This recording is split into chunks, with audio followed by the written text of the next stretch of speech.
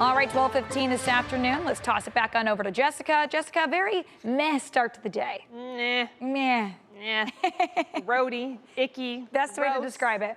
All of those words. Yes, we got a lovely, gloomy, rainy day out there, and that's going to continue to be the case for us. We really do need the rain. So far, we're running fairly dry for 2026 between January, February, and this first part of March. We've only had 2.15 inches of precipitation. That includes any rain and any moisture from the snow that we had.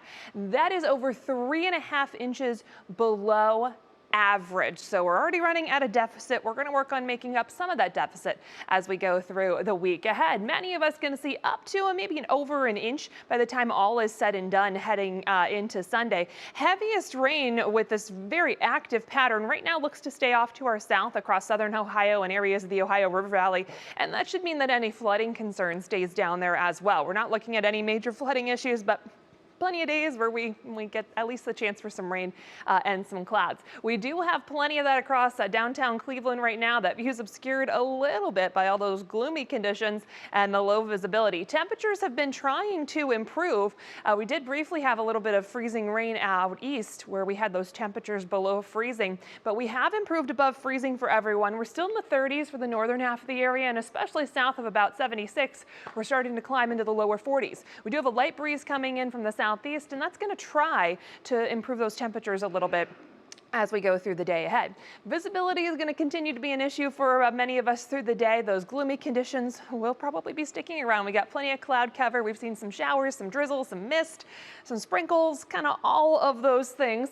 First round from this morning is kind of moving off to the east, but we've got some more rain off to our southwest. So this is going to be trying to track our way as we go through the rest of the day. Best chance for the most abundant rain is going to be the further south you are, but everyone's going to have the chance for some additional showers.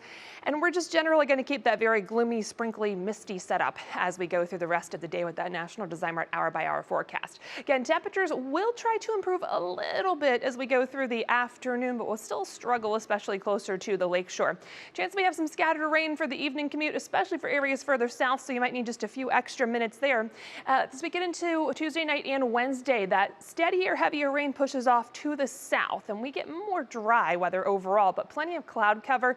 Chance for a stray shower is not going to be out of the question through the day on Wednesday. Our temperatures will be improving. We'll have more areas in the 40s. And by the time we get into Wednesday night, heading into Thursday, we get another push of moisture. And that's going to mean that we bring more rain into the picture for Thursday. Temperatures push well into the 50s, but that will come with some rain, possibly a few heavier downpours, maybe a few rumbles of thunder at times through the day on Thursday. So that could mean a couple of slowdowns for that morning and evening commute as well. Rest of that Union Home Mortgage forecast, we go from 50s and plenty of rain on Thursday to drier overall on Friday, and temperatures really climb. We're into the 60s on Friday, close to 70 on Saturday. Saturday is going to depend on the timing of our front that's going to move through. So the longer that front holds off, the better chance we have to warm up ahead of that front. We're going to see that chance for showers, thunderstorms. Right now it looks like later in the day that's going to drop us back into the 50s for Sunday, but we still get some 60s and 70s through the first part of the new work week.